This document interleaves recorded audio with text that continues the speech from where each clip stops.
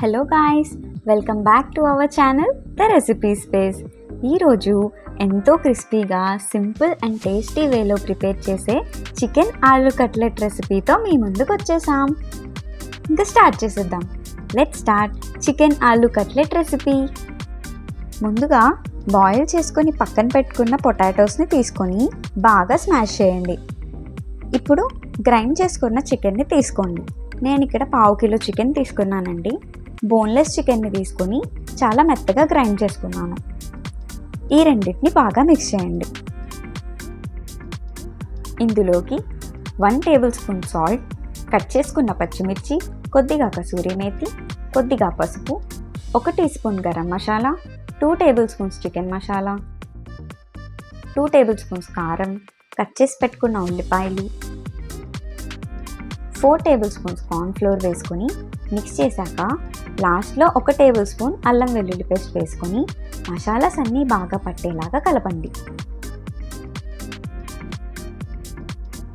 Cutlet coating కోసం first ఒక కప్లో 2 ఎగ్స్ని తీసుకొని మొత్తం కలిసేలాగా బాగా బీట్ చేయండి.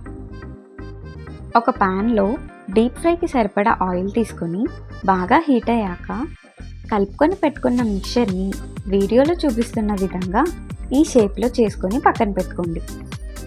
ఇప్పుడు కట్లెట్స్ని ఫస్ట్ బీట్ చేసుకున్న ఎగ్లో డిప్ చేసి తర్వాత గ్రైండ్ చేసుకొని పెట్టుకున్న కార్న్ఫ్లేక్స్లో బాగా కోట్ చేసుకోండి. ఇలా కోట్ చేసుకున్న కట్లెట్స్ని బాగా హీట్ ఎక్కిన ఆయిల్లో వేసుకొని గోల్డెన్ బ్రౌన్ కలర్ వచ్చేంత వరకు ఫ్రై చేసుకోండి.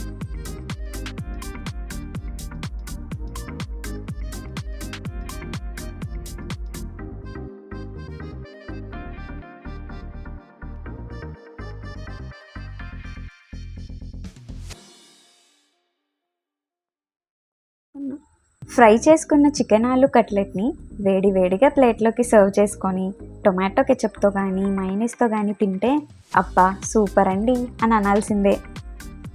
చూసారా అండి, ఈ రెసిపీ ఎంత సింపుల్గా తయారైపోయిందో. మీకు నచ్చిందా?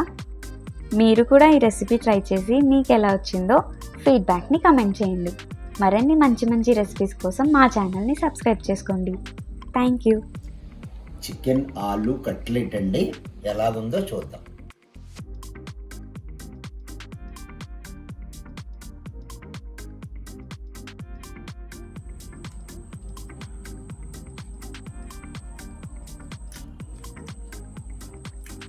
బయట క్రంచీగా లోపల స్మూత్గా చాలా బాగుందండి. మీరు కూడా ట్రై చేయండి, చాలా బాగుంది, సూపర్గా ఉందండి.